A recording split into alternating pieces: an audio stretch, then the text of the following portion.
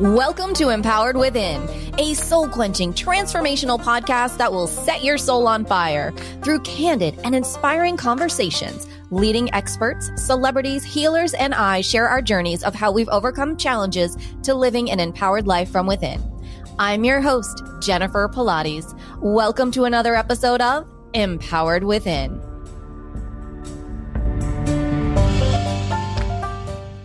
Hello, everyone, and welcome to the show. I am so excited to have today's guest with us, Tyler Foley. He has been acting in film and television since he was 6 years old and is an accomplished film and stage performer. He has appeared in productions including Freddy Vs Jason, Door to Door, Carrie, and the musical Ragtime. Tyler is passionate about helping others confidently take the stage and impact an audience with their stories. He is currently the managing director of Total Buy-In and the author of the #1 best-selling book, The Power to Speak Naked. Welcome to the show. Jennifer, it's an absolute joy to be here. And I wish I could have joined you live in Florida. I think it would be a far more fun show that way. But hey, here we are. Technology is wonderful, and I'm looking forward to our conversation. Me too. And so I want to jump right in and know all about you and how you got started in the industry that brought you to this point of writing such a great book. Well, first of all, thank you. I am flattered. And it's been a really circuitous journey. I think, I was blessed. I got to be on stage from the time I was 6 years old. That was very likely prompted from tragedy. My father passed away when I was 6. And when you're 6, it's really hard to comprehend the finality of death. And so I didn't really openly or outwardly grieve my father's passing for almost 6 years. And I think because of that, my family was looking for something, right? Like, what can we do with Tyler? How do we find an emotional outlet for him? And I had taken a real shine to the stage, doing like the Christmas plays at your elementary school and primary school and doing those assembly things. And I was always a performer anyways. When we'd have family or friends over to the house, I would, read poems or try to read books or do a magic show. Like, I remember getting a magic set when I was like 3 or 4 years old, really simplistic stuff, right? I think I had a little egg cup thing that you could hold it upside down and the egg would levitate, and I would show everybody. I'd be, look, and it was so much fun. And I think because of that, my mom definitely recognized that it was a place where I could find an outlet. And so very early on, I was introduced to stage in a professional manner, and was then in my later teens, got into film and television. I went to a fine arts high school. Like, performance was the goal. It was what I was going to do. And I'm very lucky that I got to do that professionally. From 17 to 25, it was basically my only vocation. It was all I did was act. And then as you start to grow and mature and see the world, I had become a little bit jaded and a little bit complacent with the craft. It stopped being fun. I really enjoyed it when it was fun. I got to, especially when I was younger, I got to play dress up with adults and sing and dance and just be silly. Mm-hmm. But in and around, 24, 25, it was a hustle and a grind, right? I had to get to the auditions. Was I getting callbacks? Could I do some stunt work? Could I do some stand-in work? Do I do extra work? Oh, I hate doing extra work. It became it became work. I didn't want to work. So I retired from acting at 25, because that's what you do when you've been in an industry for 20 years. It's time to retire.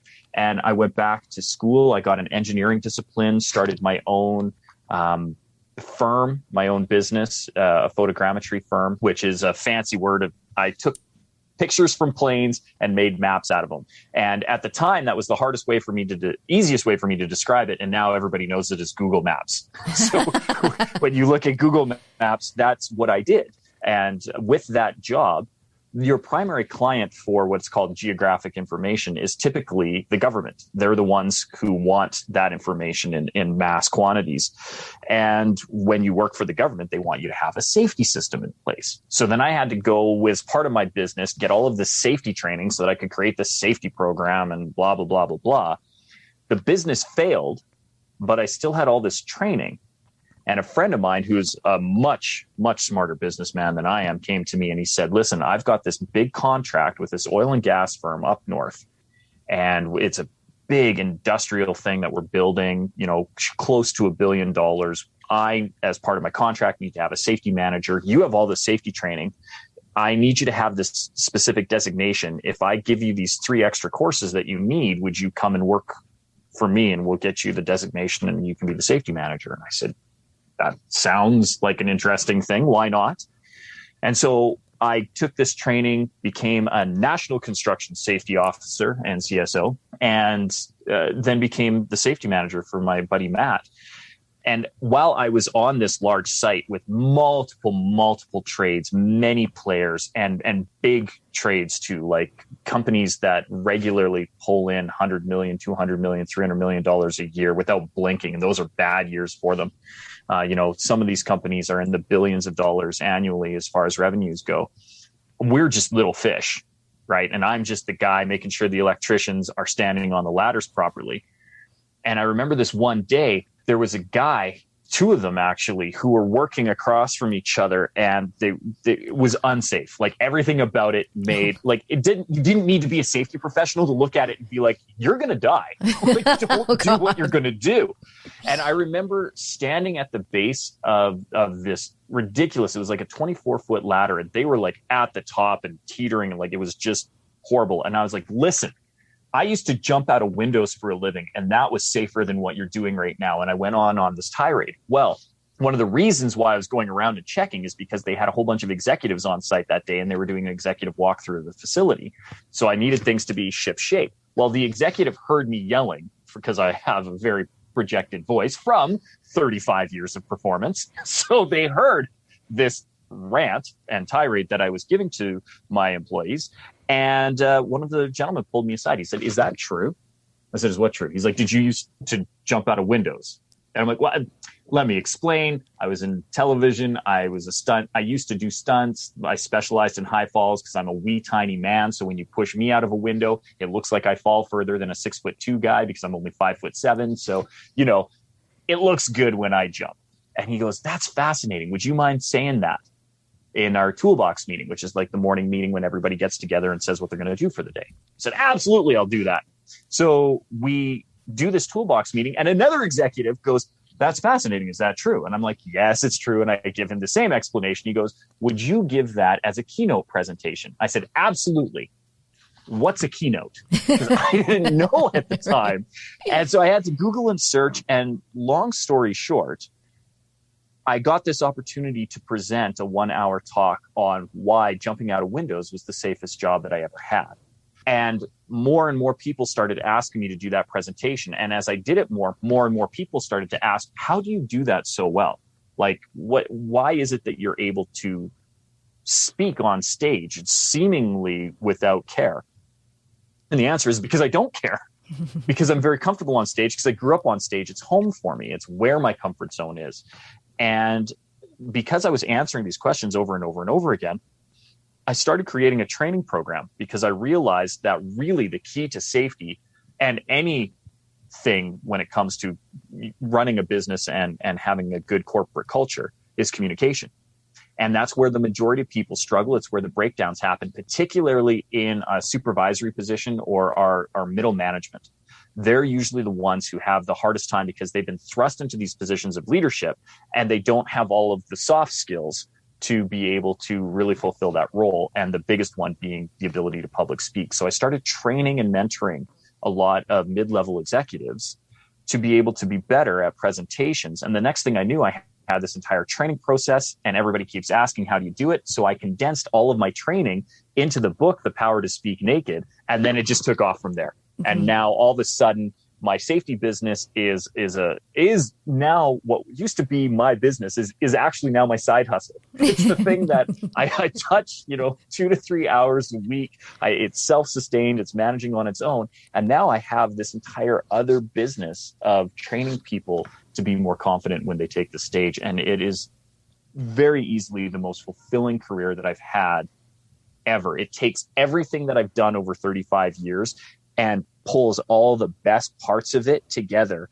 into this perfect career for me. And I am so thankful for that journey. Yeah, it's very evident in your book, the love that you have and the passion that comes through your book and the energy. I reread it this morning again.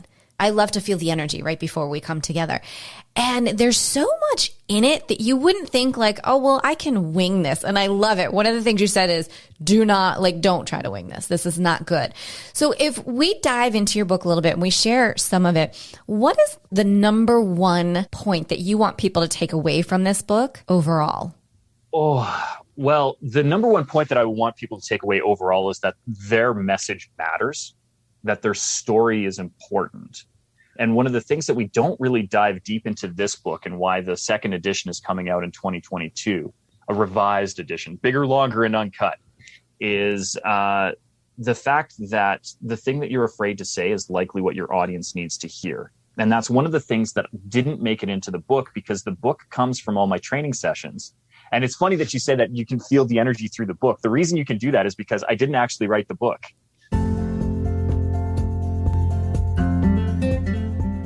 Today's podcast is sponsored by JP Active Athleisure Wear, Pilates and yoga inspired apparel that combines style and versatility.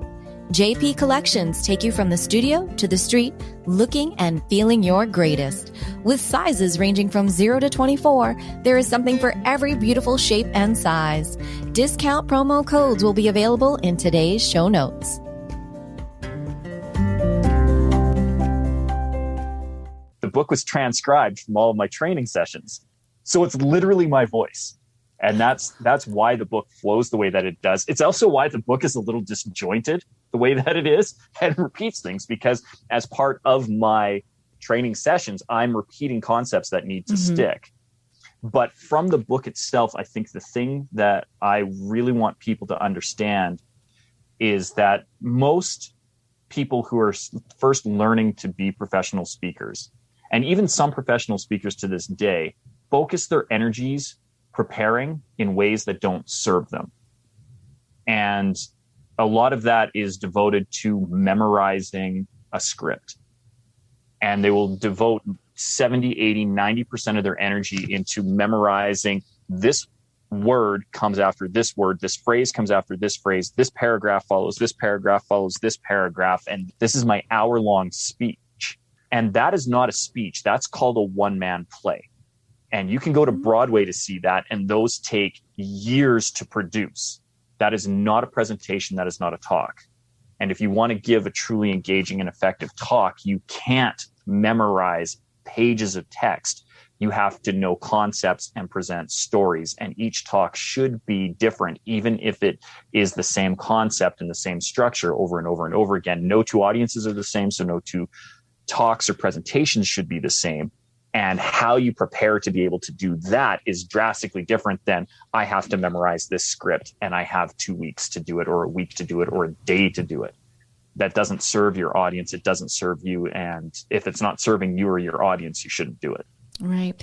You have some great advice for prepping prior to walking on stage, because who doesn't have a little bit of nervous Nelly in them, whether it's before a podcast or whether it's before an audience. And that's also something I'd like our listeners to hear about your book, is that this serves whether you're talking to 3 people, whether you're on a podcast, whether you're on stage. I took numerous notes out of your book and thought, oh my gosh, I can totally employ this. And then gave myself a pat on the back when I was like, oh, I'm kind of doing some of this already. I feel very good about myself. I think it's brilliant. And I like the way that it's written. I like the way that it's transcribed. What is your favorite concept for prepping that could be universal? Because you give so many great examples of how you can prep. And of course, everyone wants to make their own. What's one that you feel is universal that could really land for our listeners today? The we will have to give the explanation, but as soon as you said it, it's the one that I do all the time and it's my favorite, and it's pissing on the venue. And a lot of people don't understand what I mean by that. I actually had, I was on another podcast and the guy was like, yeah, and you don't piss on the venue because, you don't want to insult them. I'm like, that's not what I mean by pissing on the venue. What I mean is by marking your territory. And what I will do on any place that I will be presenting at, whether that's in a boardroom or in an auditorium, stadium, large conference hall, it doesn't matter the venue. Even if it's, like just a small presentation in someone else's office, I try to get in before them, like somebody will usher you in, and I just want to touch. I want to get my DNA. I want to get my energy on different things. And I want to know what the vantage points are. Like if I'm sitting in this seat, what do I see? If I sit in this seat, what do I see? It helps me put myself in my audience's viewpoint. Like as a professional speaker, my job is to serve the audience. And I can't serve the audience if I can't put myself in their shoes. And one of the best ways I can put myself in their shoes is literally to put my butt in the seat that they're going to be in an hour. Because now I can see what they see. And it helps me get in tune with that idea that it's not about me, that it's about them. So how am I going to serve them? And I like to then and we talk about it in the book, right? My breathing exercises that I do. I use an app and it's free. So anybody can go and look this. If you get a chance, look up Prana Breath. And it's a wonderful free app and great cycle. Prana is a very ancient breathing art. And there's various different modalities that you could do in it. For me, I like to do calm, and then I like to do focus, and then I like to do energy. And the energy one in particular is fun because you are taking in more than you are letting out. And so you're building yourself up. If anybody has seen Tony Robbins' documentary on Netflix, I'm Not Your Guru, he does a version of that. The one that I do is considerably slower. It's more nuanced, but he does one where he's, and it's the same idea where you're bringing in, but it's the exhale part. So you exhale with energy. And so I like to think that I am breathing my energy into the space so that when my audience arrives, whether that's 2 people or 20 people or 200 or 2,000, that I have infused part of me and part of my energy, part of my aura into the room. It sounds a little frou-frou, but there's actually science behind it. And anybody who wants to study things like heart math, or even if they don't want to go and study, have you ever walked into a room just after 2 people have been fighting and you didn't hear or witness or know, like there was no actual physical indication that a fight had taken place, but you walk in and you're like, ooh, the energy in it is off. You can do that with positive energy too. Like you walk into a room and you just got a good vibe. Like you feel it. You're like, I don't know what it is about this place, but this place is cool.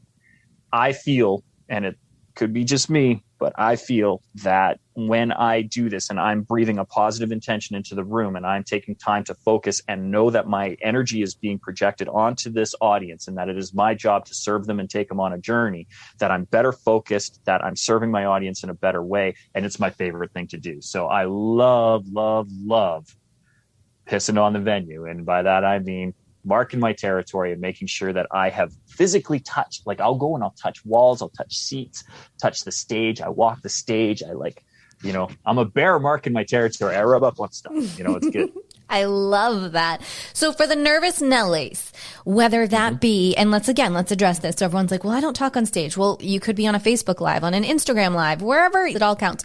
So the nervous Nellies who maybe have never done a live and they're thinking, well, maybe this will help me. What advice would you give them to find calm within to be able to have the empowerment to go live? A couple of things. So we already discussed breathing. And breathing is, it is the essence of life. There's 2 things that we really need to live right now: water and oxygen. And everything else kind of becomes byproducts of that because you strip those 2 away and we don't last very long.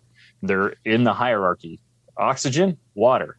And so those are the 2 things that I always have, no matter where I'm presenting, no matter what I'm doing. I am breathing and I make sure that I hydrate before, during, and after. And so as weird as it sounds, if somebody is nervous and they just need to calm their nerves, they just need to take their breath. One of the fun things that I like to do is a thing that I learned from, and he calls them PQ reps. And what it is it's an advanced focusing technique. And it's by advanced, by the way, it just means that it's something beyond just the normal meditation where people tell you to breathe in and out. What he tells people to do is you take your two fingertips and you put them together and you rub them with such attention to detail that you can feel the individual ridges of your fingertips. And while you do that, you want to breathe in with intention. So, 3 seconds in, 3 seconds out, whatever cycle you want to do. But as you're breathing in through your nose, out through your mouth. And I want you to focus on being able to feel the ridges of your fingertips. And I promise you, you do that for even 30 seconds. Even just now, I bet you if you paid attention to what your body's doing, Jennifer, that your heart rate has slowed, that your mind has stilled. And the funny thing is, you can't completely and totally shut off your mind. So what are the thoughts that are popping up immediately? Those are the things that are likely pressing, and you let those thoughts come and you let them go, because all you're dealing with is focusing on the individual ridges on your finger. And you can take it one step further. You can put your hands together and then you can feel how your entire palm feels. You can do it like that. And what is the sensation? What is the sensation on your right hand? What do you feel from that? What do you feel on your left hand as your right hand goes over it? Like however you're doing it, but it starts with this just minute attention to detail. And when you can do that, you'd be surprised at how instantly calm you are and how instantly focused you are.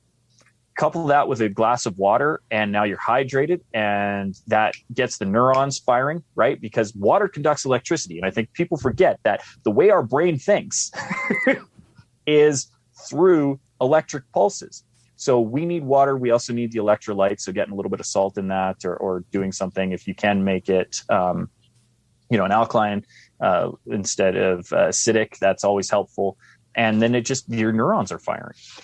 So those are when people ask me, how do I, calm those nerves first? That is it. And then focus on the fact that you are the authority. Like if you have been asked to present, you are the best person to ask. We don't ask the silver medalist to come and talk. We ask the gold medalist, right? You are the authority. If you've been asked to present, you are the best person that we could have picked. You were the best person available, which means that no one else could do it as better as you.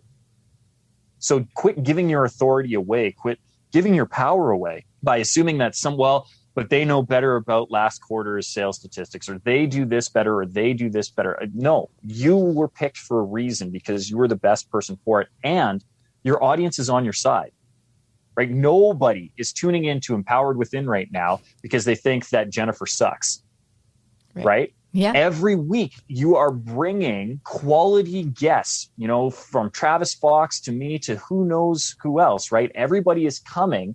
And you are providing value to your audience, or they wouldn't tune in, right? If they didn't want to be here, they wouldn't be here. They're actively coming to listen, or they're coming to see a presentation. And at most, your audience is passively indifferent. So I think of like a boardroom situation where your boss has told you have to be at this presentation or else it's part of your job. You don't go going, well, I hope it bombs. You're going, man, I hope this isn't a waste of my time and I get some value out of this, because there were so many other things that I had to do and now I have to be here. So this better be good. It's that it better be good attitude that your audience wants you to succeed. You are the expert. And if you just calm your mind and still and focus on them instead of you, because what happens is what most of the nervousness comes from is our ego. What about me? What about me? What about me? What about me? What if I don't? What if this? What if? And so we're what ifing and focused on us. If you focused on your audience, suddenly that ego part goes away. And really the fear of public speaking is not a thing. Like 77% of Americans express this anxiety around public speaking, and none of us have it, or at least a very small percentage do, not the 77% that claim to, or society would collapse. You would never be able to order food at a restaurant if you were actually afraid to speak in public. The reality is we're afraid of public judgment. And if we can let that judgment go and go, it doesn't matter. I am the authority. I was the best choice to be here. This audience wants to be here or they wouldn't be here. And it's true, even with the boss scenario, right? Like, who knows that guy who ditches out of every meeting? I'm not going to it. Doesn't serve me, right? And so if you don't want to be there, you will find an excuse. My wife, it always has a client meeting. If there's another meeting that she doesn't want to go to, she has a thing that is more important and she's going to be there. So we actively choose to be there. So the audience is on your side. You are the authority. Take a couple seconds to do some PQ reps and drink some water beforehand so that you know that you've got this, and do a couple of mantras. And we go over all of that stuff in the book, as you know. Yeah, it's phenomenal. So over the years, what has been your biggest aha moment that you've had in all of your experiences? That confidence comes through competence. And competence has a legal definition that I learned as a safety professional. Competence is adequately qualified, suitably trained, with sufficient experience to perform a task with minimal or no supervision. Bravo. Legal definition. Well done. Thank you. Well done. I have had to study that. But how I'm able to do that, first of all, I use a mnemonic to remember AQ, adequately qualified, suitably trained, ST, and sufficient experience, SE, to perform the task with minimal or no supervision. And that mnemonic is ASQT. I will never forget ASQT. And now I can rattle that thing off. And those are some of the things that you use as a professional speaker. How do you memorize these blocks or these information bits effectively? Mnemonics is one of them. So I will forever and always know that competence is defined legally as adequately qualified, suitably trained, with sufficient experience to perform the task with minimal or no supervision, because I just know ASQT. But when you break that down, what that means is that, first of all, what makes me qualified? That is the thing that gets you the job, right? I'm a podcast host, or I am a professional speaker, or I'm a safety professional, or I have an engineering background, or I have a performance background. Whatever it is, something got you in front of people. You are adequately qualified to do that. Suitably trained, training is all kinds of different things. So, have you gone to Toastmasters? Have you taken Carnegie? Have you gone to one of Tyler Foley's training sessions? And have you read The Power to Speak Naked? Like, what have you gotten internal training within your job or your organization as far as leadership skills and leadership development? Have you done professional development courses? All of those things stack up and become part of your training. And then sufficient experience to perform the task with minimal or no supervision. How often are you actually getting up and doing this thing so that you can do it on autopilot? And that's when you're competent. And when you are competent at something, that's when the confidence comes. But the key to that is the second two steps. You're already qualified, because you being you makes you qualified to tell your story. So that is the first thing that we discuss in the book, right? Is your story matters. You've got to come out. You got to tell your story. You got to be, you have to understand who you are at your core, and you are the authority. So now what you need to do is get the training and the experience. Training is easy to find, because you literally, if you were to do a internet search right now on whatever your favorite provider is, and you type speaker trainer, I promise you, I wouldn't even pop up in the first 10,000. That's how many are out there. So there's no excuse for not getting training. And there's hundreds of books, from The Power to Speak Naked to Talk Like Ted to you name it. Like there's always reading material and training material and free stuff on YouTube. So like, go and find your training. But training and qualification is not enough if you don't have the experience. So now it's actively seeking opportunities to speak. And they're there, because if 77% of the population claims to have anxiety around public speaking, if you're part of the population who's going, I'll do it, even if it's terrifying at first, the more you get used to saying, I'll do it, the more likely you are to be on stage more often. So it's seeking those opportunities and starting to look forward to them, finding joy in it. Usually where people have this fear is because they've had a bad experience. So you need to do enough experiences that the good experiences outweigh the bad experiences. I didn't experience stage fright for the first time until I was 14. So I had 8 years of this is amazing and awesome before the first time I ever had, oh God, that felt horrible. And because it was an aberration as opposed to a commonality, the commonality won. This is awesome. This is amazing. And I keep seeking it out. And that's how we get that confidence through competence. And that would be the thing that I would leave people with. Okay. Over the years, have you had mentors that have helped you along the way? Numerous.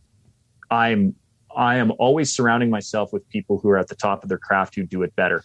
And subsequently, I am challenged regularly to up level my game. A few years ago, a great mentor of mine, Gail Kingsbury, who has worked with some of the greats, wrote the introduction to my book, even, was running an event, and Les Brown was the headline. In fact, he was the main speaker and was doing like a 2.5 day training. And for anybody who doesn't know, Les has been living with cancer for over a decade. I think it's coming up like 20 years, and is living a very healthy life. But the man has cancer, and sometimes he has off days and bad days.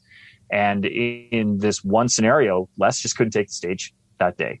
And last minute, Gail asked, "Hey, can you take over for Les Brown?" I mean, you want to talk about terrifying moment. Like those are some, he holds the world record for speaking to the largest audience. I mean, they filled the Superdome, I think, like 80 or 90,000 people he spoke to once. And like, how do you come up? And the nice thing is that because I have spent so much time realizing that I can't compare myself to other people.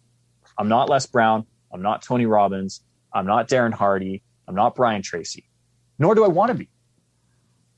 I don't want to emulate somebody. I want to be the best me. And that would be another tip that I would give from the book, that you've got to find who you are and just focus on you. The metrics need to be how better are you getting? So instead of me being terrified of how do I follow Les Brown? How do I bring this home for this audience? I go, look at this opportunity for me to up level. I get to speak on Les's stage. And it was when I changed that mindset that it freed me to just do my material. And it's actually through that I was able to have the book go from a self-published book to be picked up by Morgan James, because it was from that event that a copy got into my publisher's hands and became this process where now people can, instead of just going to Amazon to pick it up, they can actually go to their local bookstore and get it, which is a big thrill for me. Really huge. But yes, you have to surround yourself with people who are at a higher level. The other thing that is important, though, is it's not just finding mentors. I feel that we are 3 different entities at any given time. One, we are a student to a mentor. We must have a mentor who is pushing us to up level and be better. We also need to be a peer. We need to have a support group that is at or near our level, that we can share our findings and support each other and grow together. And then it's incumbent on us, if you have a mentor and you have peer support, to then be a mentor to somebody else and help them raise their game. So you should at any given time always be a student, a peer, and a teacher. And if you can do those things consistently, you're just cycling through and constantly raising the bar and raising the game. That's excellent advice. That's really great. So we're coming to that time in the show where I ask this one question. Tyler, are you ready? I am born ready, Jennifer. What is one thing that no one knows about Sean Tyler Foley? Oh, so here's the thing. There isn't a lot that people don't know about me. I am such an open book. But one of the few like I've talked about it on a few shows, so it's out there. But a lot of people don't know that when I was in my late teens, living in the West End of Vancouver, one of the most incredible jobs that I ever had was actually being a drag queen in the West End. It was to this day, it's one of my favorite gigs that I've ever done. And I didn't get to do it often because, there are professional queens in the world, and God bless RuPaul for having Drag Race, because I think it has shown the world the art form that is drag. And in my opinion, there are two public speaking style jobs, performance style jobs that are harder than any others. The one is stand-up comedian and the other is drag queen. And if you can do one of those two, you can do anything. And I loved every minute of being Tyra Blinks in the West End of Vancouver. How incredible. Thank you for sharing that. That sounds like such an incredible experience. Now, how long was your run? Oh, only like 2.5 years, somewhere around there. That's like, a long time. But you got to remember, I was only ever Tyra like once every 3 or 4 months for literally 2 songs. An incredible queen in the West End, Willie Taylor, would bring me on stage, and I would do Bring On the Men from Jekyll and Hyde and the Jessica Rabbit number from Who Framed Roger Rabbit, Why Don't You Do Right. It was so much fun. Like, to be at the Jekyll and Hyde one, I'm in like a late 1800s corset style with the bodice and the cut up and the fishnets, and it was wild. And then the Jessica Rabbit was just obnoxious because it had this big fake chest and it was sequined down. And honestly, when I got into it, I didn't feel like Jessica Rabbit. I felt like a cross between Dolly Parton and Reba McEntire. I was just like, whatever, this is going to be fun. Let's do this thing. It was just so much fun, but I'd only come on probably once every 4 months. Like, I'd do it 3 times a year, maybe, for 2 and a bit years. Because, again, there's other queens that are on the circuit. That's their life. That's their profession. That's their livelihood. It's what they do. And they do 3, 4, 5 shows a week kind of thing. And I was just kind of like, hey, special guest.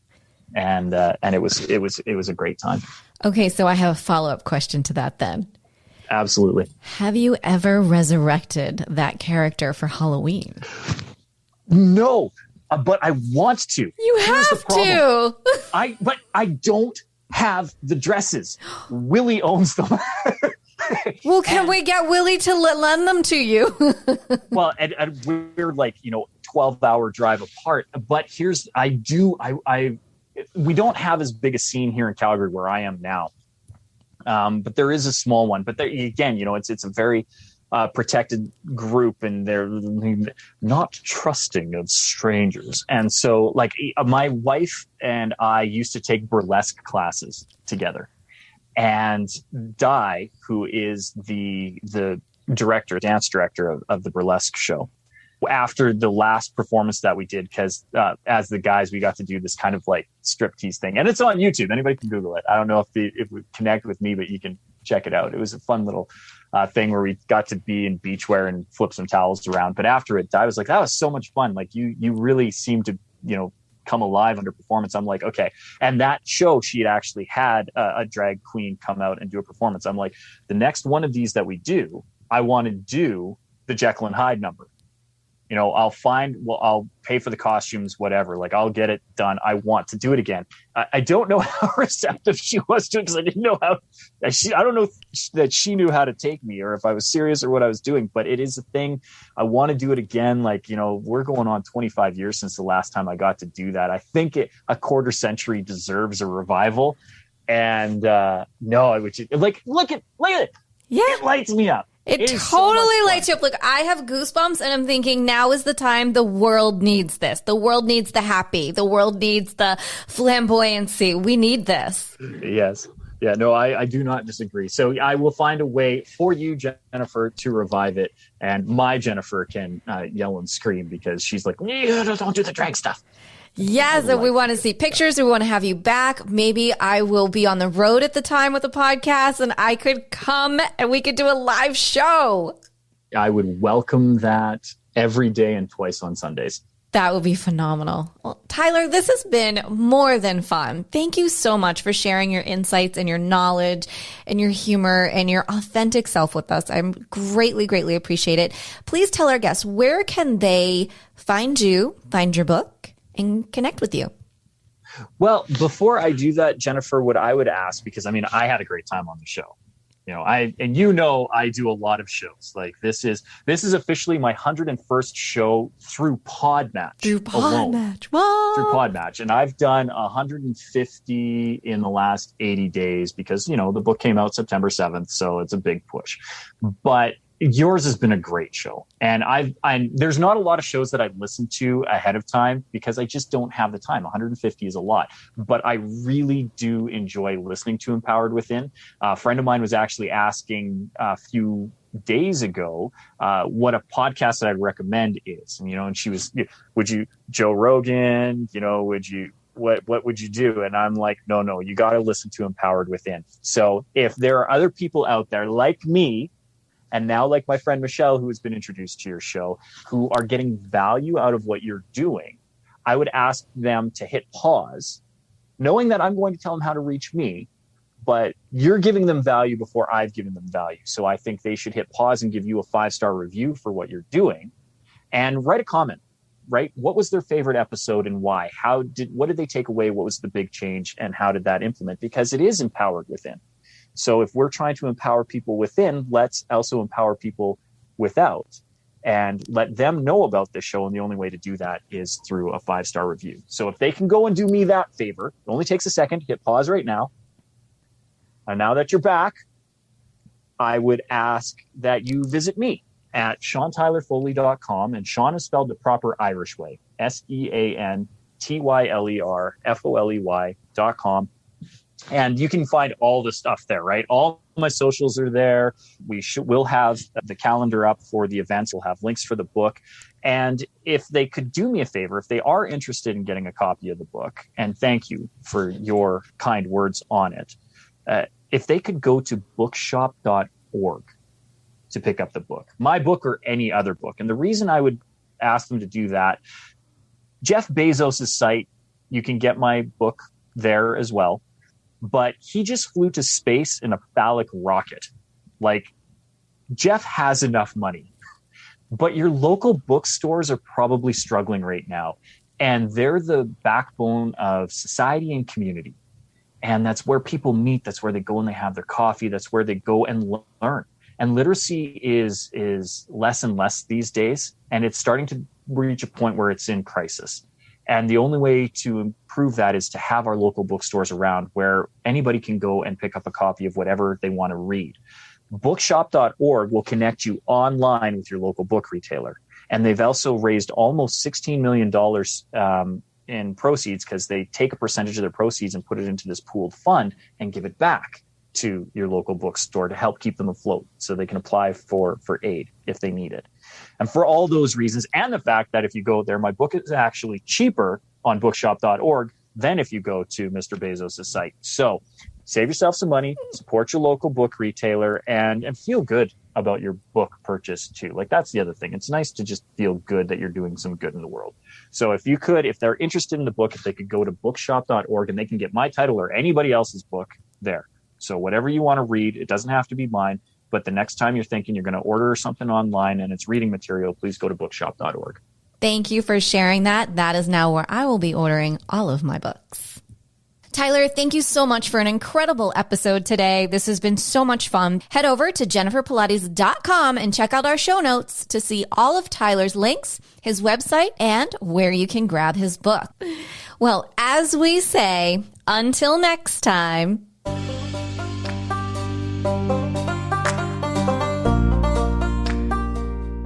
Thank you so much for tuning in to another episode. Please remember to rate, review, and subscribe to Empowered Within with Jennifer Pilates. Your feedback is important. It helps me to connect with you and gives me insight into who you are and what you're enjoying about the show. For today's show notes and discount codes from today's sponsors, head over to jenniferpilates.com. Until next time, may you live an empowered life from within.